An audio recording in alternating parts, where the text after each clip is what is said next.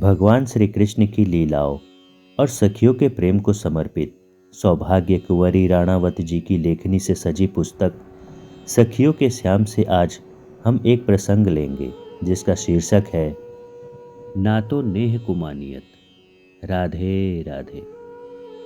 छोटी सी घाघरी पहने, ऊपर से खुले शरीर, बिखरे केश पास, 5 एक वर्ष की बालिका वर्षा से गीली हुई मिट्टी में पांव डालकर घरौंदा बनाने का प्रयत्न कर रही थी। उसकी छोटी सी छीट की ओढ़नी थोड़ी दूर पर घास पर पड़ी थी। गौरवर्ण तन स्थान स्थान से धूल धूसरित हो गया था। गोल मुख, बड़ी आंखें और मोटे होठ उसके भील कन्या होने की घोषणा कर रहे थे। बालिका जैसे ही पांव पर मिट्टी थापकर संतुष्ट होकर धीरे से पांव खींचती, घरौंदा किसी सुरापी के अवस तन सा ढह जाता। वह एक बार झुझलाती, मिट्टी को पीटती, बिखेरती और पुनः जुट पड़ती। संभवतः उसे जिद चढ़ आई थी कि बिना किसी के सहायता के स्वयं अपना घरौंदा बनाएगी। वह ऐसा करके अपने साथी संगियों को दिखाना चाहती थी कि वे जो उसे चिढ़ाते हैं अब देख ले कि वह उनसे छोटी होते हुए भी समर्थ है। किंतु घरौंदा भी शायद उसी की भांति जिद्दी था कि दूसरे का हाथ लगे बिना बनेगा ही नहीं। जे क्या कर रही है री? बालिका को लगा उसी का कोई साथी उसे चिढ़ाने आया है। तुनक कर बोली, तेरो सिर कहा काज है तो को मोस है, जो मेरो मन होए सो करूं।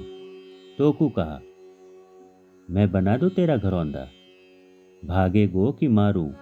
उसने हाथ में मिट्टी उठाई उस पर फेंकने को। हाथ के साथ साथ नेत्र भी ऊपर उठे और वह जैसे स्थिर हो गई।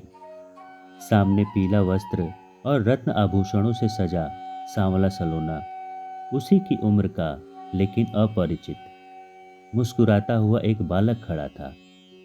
क्यों री, ऐसे का देख रही है? उसने हंसकर पूछा तो दांत मोती की लड़ियों से चमक उठे। तू तो मार रही थी मुझे, मैंने क्या बिगाड़ा है री तेरा? ला, मैं बना दूं? वह नजदीक आकर बैठ गया। उसके तन की गंध कैसी मनभावनी। मिट्टी फेंकने को उठा हाथ नीचे हो गया, किंतु आंखें यथावत अपलक उसे निहार रही थी। नाम क्या है तेरा? बालक जमकर वहीं बैठ गया था।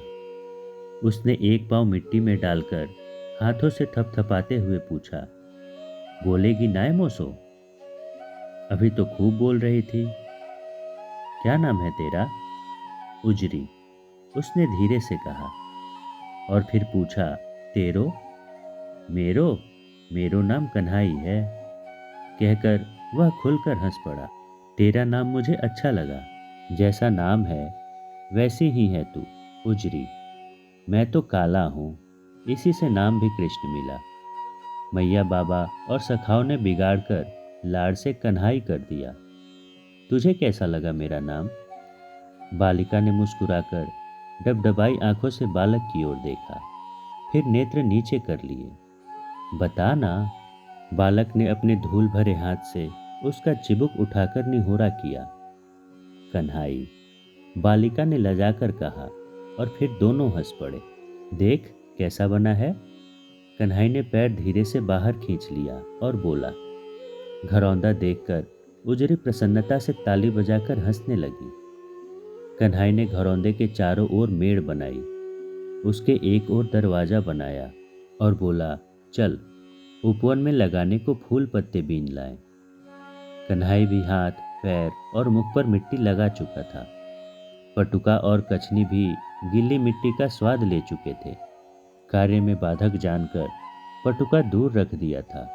उसे उठाकर गले में डाल उजरी का हाथ पकड़ बोला, चल। वह भी अपनी 1.5-2 हाथ की ओढ़नी लेकर पैरों में पीतल के पैजनियां छनकाती चली। उन पैजनियों के साथ श्याम के स्वर्ण नुपुरों की छमछम बड़ी अटपटी सी लग रही थी, मानो वीणा के साथ भोपू बज रहा हो। तेरा घर कहाँ है री?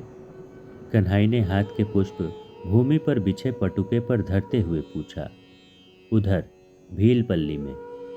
उजरी का ध्यान पुष्प पत्र चयन में कम और अपने नवीन सहचर की ओर अधिक था। कितने भाई बहन हैं तेरे? एक भी नहीं। तू बनेगा मेरा भाई? हो, तू लड़ेगी तो नहीं मुझसे? मैया कहती है मैं बड़ा भोला हूँ। अरे, यह तू क्या कर रही है? फूल पत्ते सब सूत सूत कर डाल रही है, एक भी काम का नहीं रहा। देख, ऐसे तोड़ना चाहिए। दोनों फूल पत्ते लेकर लौटे। श्याम ने बहुत सुंदर उपवन बनाया। मेड़ के साथ साथ कुछ बड़ी टहनियां रोपकर छाया वाले वृक्ष बनाए। द्वार पर लाठी लिए पहरेदार भी खड़ा किया। छोटे से सरोवर में समीप के डाबर से लाकर पानी भर दिया। यह सब देख उजरी प्रसन्नता के सागर में मानो डूब रही थी। इतनी कारीगरी की तो उसने कभी कल्पना भी नहीं की थी। किंतु सखाओं को दिखाकर अपनी श्रेष्ठता सिद्ध करने की बात वह संभवतः भूल गई थी।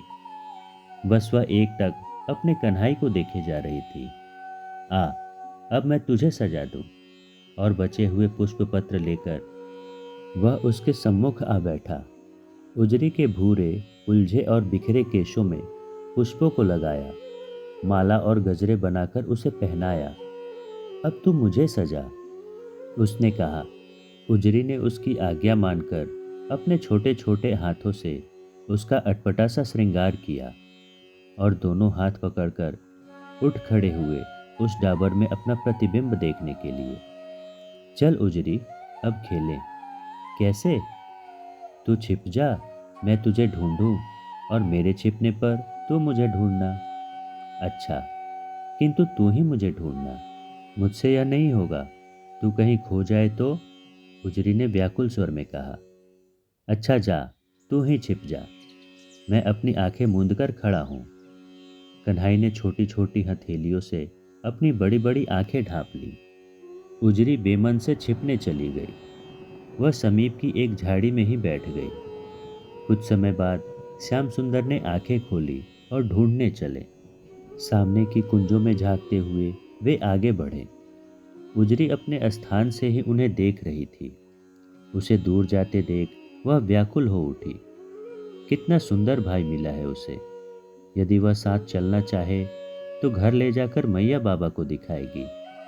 इतनी ही देर में वह ऐसी हिल मिल गई थी मानो जन्म से ही उसके साथ खेलती रही हो। अचानक चौंक पड़ी। कहाँ गया कन्हाई? अपने स्थान से निकलकर वह आकुल स्वर में पुकारने लगी, कन्हाई, रे कन्हाई। कभी इस कुंज में तो कभी उस झाड़ी में उसका रुंधा हुआ कंठ स्वर गूंजता, कन्हाई, रे कन्हाई। तभी किसी ने पीछे से उसकी आंखें मूंद ली। झुंझलाकर उसने हाथ हटा दिए। घूमकर देखते ही वह उससे लिपट गई। छोटी छोटी आंखों से मोतियों की वर्षा होने लगी। क्या हुआ उजरी? मैं तो तुझे ढूंढ रहा था। तू क्यों रो रही है? मैं तो पास ही उस झाड़ी में थी। तू दूर क्यों गया मुझे ढूंढने? वह हिलकियों से रो पड़ी। तू मुझे क्यों ढूंढ रही थी? ढूंढने की बारी तो मेरी थी। मैं तेरी पीठ के पीछे ही तो खड़ा था। तू पुकार रही थी और मैं संग संग चलता मुस्कुरा रहा था। हैं? हाँ उजरी, सच। तूने ऐसा क्यों किया? मैं तुझे अच्छा लगता हूँ कि नहीं, ये देखने के लिए। उजरी के होठ मुस्कुरा दिए। जल भरी आंखें श्याम के मुख पर टिकाकर वह बोली, कन्हाई। श्याम भी उसी प्रकार पुकार उठे, उजरी। और दूसरे ही क्षण दोनों एक दूसरे को देखकर हंसने लगे। अब मैं तुझे कहीं नहीं जाने दूंगी। कहीं फिर खो जाए तो? मैं तुझे छोड़कर कहीं जाऊंगा ही नहीं। सच? सच। सच ही तो है। एक बार आंखों में समाकर यह निकलता ही कहाँ है। आज की लीला में बस इतना ही। जय जय श्री श्यामा श्याम।